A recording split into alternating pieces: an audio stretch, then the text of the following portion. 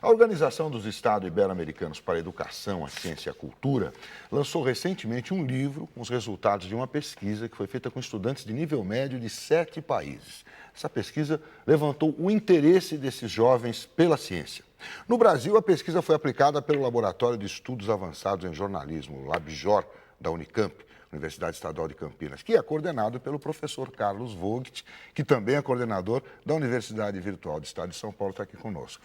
Professor, conta pra gente como é que foi feita essa pesquisa, o que vocês queriam apurar, qual era o resultado que vocês pretendiam apurar quando começaram a fazer essa pesquisa?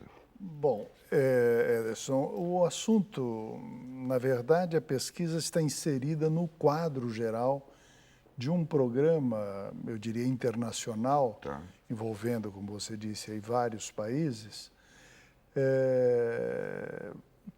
com trabalhos voltados para o tema da percepção pública da ciência. Desde 2002, a gente vem trabalhando com um grupo de pesquisadores lá do laboratório, do LabJOR, que eu coordeno, nesse tema da percepção pública da ciência. Nas duas edições, de 2004 e de 2010 agora, dos indicadores de ciência e tecnologia da FAPESP, há um capítulo 12 que nós produzimos e que é voltado também para a questão da percepção pública da ciência. E aí as questões são hábitos, atitudes, hábitos de informação, enfim, tudo aquilo que pode dizer respeito às diferentes maneiras do cidadão na sociedade relacionar-se com os temas de ciência e tecnologia. Como ele busca informação, como ele conhece o que é ciência e o que não é. Que atitudes ele tem em relação a isso,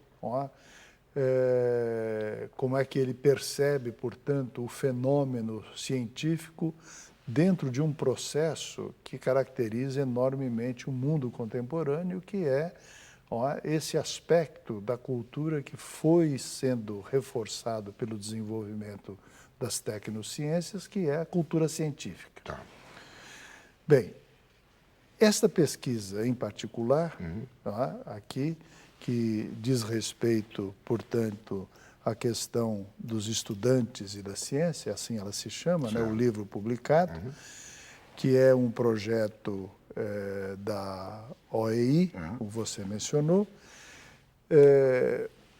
O objetivo era a questão da vocação dos estudantes em idade pré-universitária, digamos assim, para generalizar, no que diz respeito à ciência. São vários capítulos o livro. No caso do LabJOR, nós ficamos exatamente com a questão que você também mencionou, da informação, como é que você se relaciona com os hábitos informativos relativamente à ciência e à tecnologia. E aí você tem um quadro que, digamos, confere e reforça um pouco o quadro geral que o livro desenha. E, desse ponto de vista, ele não é muito auspicioso, porque o número de jovens entre as 9.000 escolas pesquisadas no conjunto, não foi no mundo, desses países, né? Desses 7 países que você mencionou. Eu posso até dizer quais são. Paraguai, né, Colômbia, Argentina, Peru, Espanha, Uruguai e Brasil. Né? Isso. E, em geral, nas capitais desses países. Nas capitais, exato. E o quadro não é muito auspicioso porque menos de 3% no total de jovens, portanto, que responderam aos questionários, se declaram ter interesse... Menos de 3%? Por uma carreira científica. isto é, assumir, não é, Um papel de cientista na sociedade. na profissão, no processo de formação, exercer uma profissão ligada à atividade científica. E aí você tem um desenho que também, digamos, caracteriza um panorama geral nesses países, que é a enumeração das razões pelas quais os jovens, então, se manifestam tão, digamos, desinteressados né? pela profissão.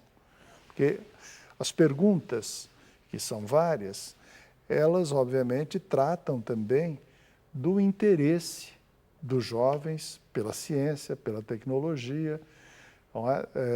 E tratam das crenças, das maneiras pelas quais eles se representam o papel da ciência e da tecnologia. Aí melhora um pouco. Do ponto de vista, não é? Se traz benefícios, traz riscos, traz mais riscos do que benefícios, não é?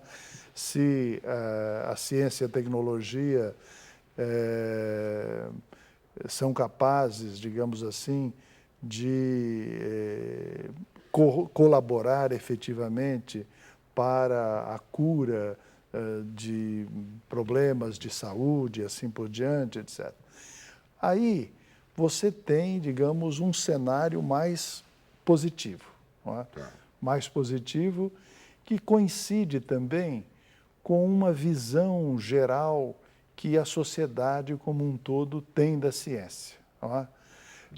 Da importância, do papel da ciência, não é? E que anuncia, digamos assim, caminhos, possibilidades de um certo otimismo no que diz respeito à relação entre a ciência e a sociedade no mundo contemporâneo, mas alerta também para a necessidade urgente de que medidas, do ponto de vista das políticas públicas, sejam tomadas no que diz respeito ao ensino da ciência, à divulgação da ciência e da tecnologia e, consequentemente, as formas de implementação do conhecimento da ciência e da tecnologia e do seu papel no mundo contemporâneo. Essa é pesquisa, não sei, ela apontou alguma causa para isso? Dá para a gente imaginar por que esse desinteresse do jovem? Bom, na pesquisa você tem várias perguntas que estão voltadas para essa questão. Não é? Quer dizer, por que o desinteresse? Então, aí você pega, por exemplo, a questão do ponto de vista do processo educacional. Por que os jovens manifestam pouco interesse pelas disciplinas científicas, das ciências exatas ou mesmo das ciências da vida, né? Ciências da natureza, de um modo geral? Bom, e aí há uma enumeração de razões, entre elas porque ou as matérias são difíceis, o entendimento é complicado e difícil, é tedioso, dedicar-se às profissões científicas requererá no futuro que você se dedique infinitamente a estudar, não é? Tem que estudar sempre, tem que estudar sempre, etc. Então, são razões que aparecem em percentuais diferenciados. É um pouco triste, né, para pensar assim. Claro, porque você diz, bom, mas... O cara não quer estudar, o cara o que significa isso? E aí é que começam, então, a aparecer os alertas, né? Significa o quê? Que a grande preocupação, e daí a importância dessa pesquisa, que é exatamente a questão do jovem, né? Você pega jovem de 15 a 17 anos, né, nessa faixa, mais ou menos, quase indo para a universidade. Quase indo para a universidade, portanto, ensino médio, né? E você se dá conta de que nós estamos falhando, de certa forma, no processo de educação e de, digamos,